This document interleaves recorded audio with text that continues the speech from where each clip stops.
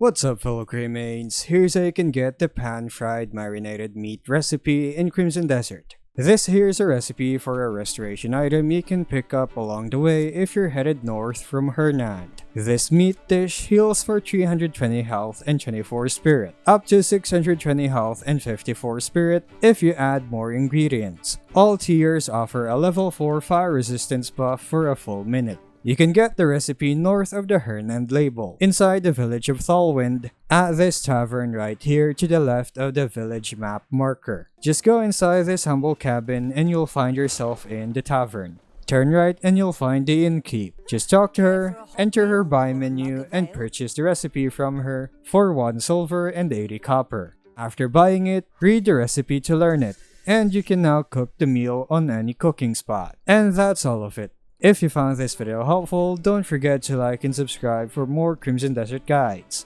Thanks for tuning in, and I'll see you in the next video.